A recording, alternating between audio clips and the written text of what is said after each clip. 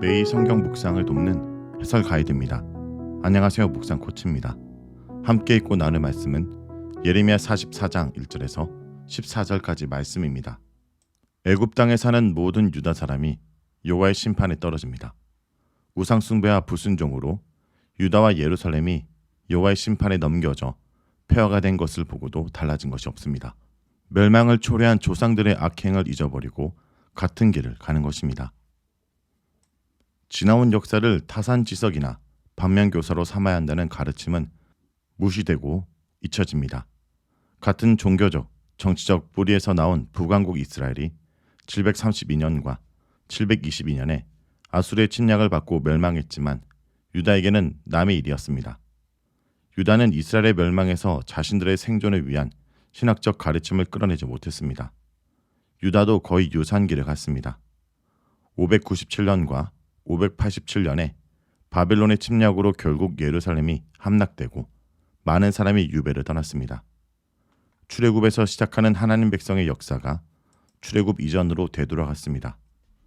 파국적 재앙을 경험하고 애굽으로 피난 내려온 유다 사람들의 태도는 멸망 이전과 아무런 차이가 없었습니다. 1절은 도입부입니다. 44장은 애굽 땅에 사는 모든 유다 사람을 대상으로 합니다. 바벨론이 침략하자 많은 사람이 칼과 기근에 피해 애굽에서 피난처를 찾았습니다. 여호와의 경고를 무시하고 예레미야와 바룩을 데리고 애굽으로 들어간 요한한 일행도 그들 가운데 일부입니다. 열거된 성읍들과 지역 이름은 유다 사람들이 애굽 지역에 퍼져 살았음을 보여줍니다. 밋돌은 다바네스 동쪽에 있는 성읍으로 출애굽의 출발 경로를 언급할 때도 등장합니다. 에스겔 29장 10절과 30장 6절은 밋돌에서부터 수에네까지를 애굽 가장 북쪽에서 가장 남쪽까지의 모든 지역을 가리키는 표현으로 사용합니다. 요한한 일행이 정착한 다바네스는 군사 식민지로 그 주변에 이방인들이 많이 거주했습니다. 이렇게 애굽 상부와 하부에 정착한 모든 유다 사람에 관한 말씀이 예레미야에게 임합니다. 2절에서 6절은 유다 재앙의 그 원인을 말합니다. 예레미야는 애굽에 사는 유다 사람들에게 예루살렘과 유다가 그처럼 처참하게 멸망한 원인에 관해 잘 생각해 보도록 권면합니다. 애굽에 내려온 자들은 여호와께서 예루살렘과 유다의 모든 성읍에 불러들인 모든 재난을 보았습니다. 성읍들은 황무지가 되어 이제 아무도 살지 않게 되었습니다. 여호와께서 왜 재앙을 내리셨는지를 깨달아 알아야 합니다. 우상 숭배가 여호와의 노여움을 촉발하고 그분의 노여움이 재난을 불러왔습니다. 악행과 이절의 재난은 같은 단어 라의 번역입니다. 여호와의 정의에 따르면 악행과 재난은 불가분리의 관계에 있습니다. 악을 행한 자에게 재난은 가능성이 아니라 피할 수 없는 운명입니다. 그들은 가나안에서 우상을 숭배했던 모든 자들을 가리킵니다. 이스라엘의 우상 숭배는 가나안에 정착한 이후 계속되어 온 악행이었습니다. 너희와 그들의 동시 사용은 우상 숭배에 있어 현 세대나 이전 세대들이나 모두 한 통속임을 보여줍니다.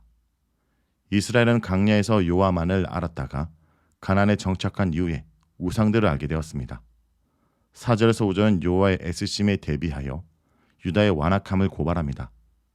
여호와는 당신의 모든 종 예언자들을 거듭 보내 너희는 내가 미워하는 이 가증한 일을 행하지 말라고 하셨지만 그들은 듣지도 귀를 기울이지도 않고 다른 신들에게 여전히 분향하여 자신들의 악행에서 돌이키지 않았습니다.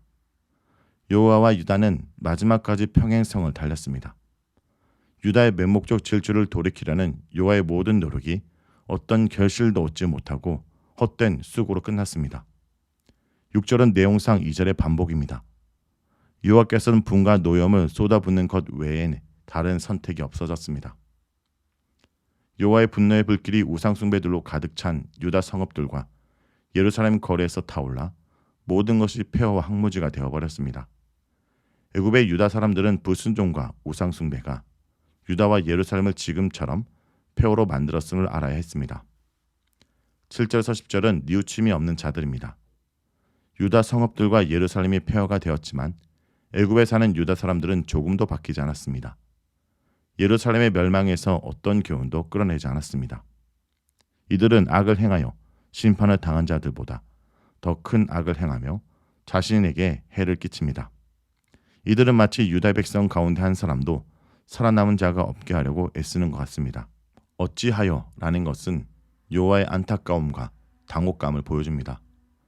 죽도록 맞았는데도 그대로인 것을 보시고 차라리 여호와께서 절망하십니다. 8절은 여호와를 당혹스럽게 하는 이들의 큰 악이 무엇인지 보여줍니다.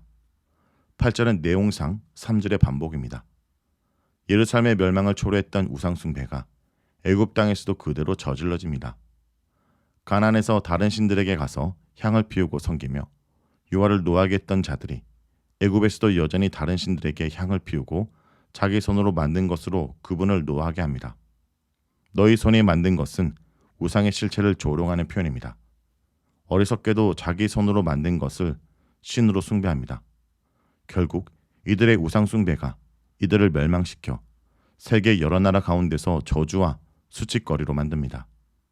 끊어버림을 당하여는 완전한 멸망을 의미합니다. 이들은 유다 성읍들과 예루살렘 거리에서 저지른 조상들의 악행과 유다 왕들의 악행과 왕비들의 악행과 자신들의 악행과 아내들의 악행을 잊었습니다. 조상 때부터 현 세대까지 남녀를 불문하고 위에서부터 아래까지 모두 악행을 저지른 결과로 재앙이 임했다는 사실을 지나간 과거사로 치부해버렸습니다. 이들에게 유다와 예루살렘의 멸망은 자신들하고는 상관없는 남의 일이었습니다.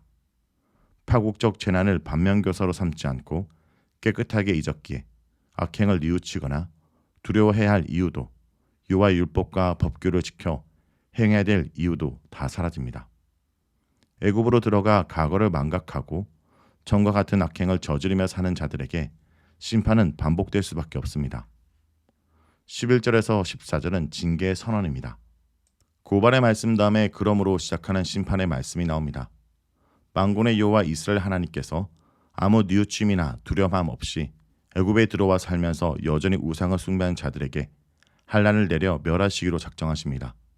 온 유다는 12절에 애굽 땅에 머물러 살기로 고집하고 그리로 들어간 유다의 남은 자들을 가리킵니다. 여호와께서 이들을 모두 붙들어 애굽 땅에서 다 멸하십니다. 살아남기 위해 선택한 애굽이 이들의 무덤이 됩니다. 칼과 기근에 피하여 애굽으로 들어온 자들이 거기에서 칼과 기근에 죽어서 저주와 놀램과 조롱과 수치의 대상이 됩니다. 낮은 자로부터 높은 자까지 다 멸망에 떨어집니다. 여호와께서 칼과 기근과 전염병으로 예루살렘을 벌한 것 같이 애굽에 사는 자들도 그렇게 벌하십니다. 장수만 예루살렘과 유다에서 애굽으로 바뀌었지 유다 백성의 우상 숭배는 변함이 없었습니다. 파국적 재앙을 경험했지만 뉘우침이나 두려움 없이 이전의 길을 그대로 가다가 같은 멸망의 심판에 떨어집니다. 14절의 원문은 복잡한데 다음과 같이 번역해 볼 수 있습니다. 거기 애굽 땅에 살려고 들어온 유다의 남은 자들 가운데 살아남거나 벗어나 그들이 돌아가 살고 싶어하던 유다 땅으로 돌아갈 자가 아무도 없으리라. 몇몇 살아남은 자들을 빼놓고는 아무도 돌아가지 못하리라. 애굽으로 들어온 자들은 때가 되면 고향으로 돌아가기를 소망하겠지만 아무도 돌아가지 못하고 모두 애굽에서 죽습니다. 극히 소수의 사람만 살아남아 유다 땅으로 돌아갑니다. 유다의 남은 자들은 전쟁도 없고 나팔 소리도 들리지 않고 양식도 풍부해 굶주릴 걱정이 없는 곳을 찾아 애굽으로 갔지만 이들의 기대와 달리 애굽은 멸망의 장소가 됩니다. 성도 여러분, 망각은 영적 자해행입니다. 이스라엘은 예루살렘과 유다 성읍들이 항무지가 되는 재난을 두 눈으로 똑똑히 목도했습니다.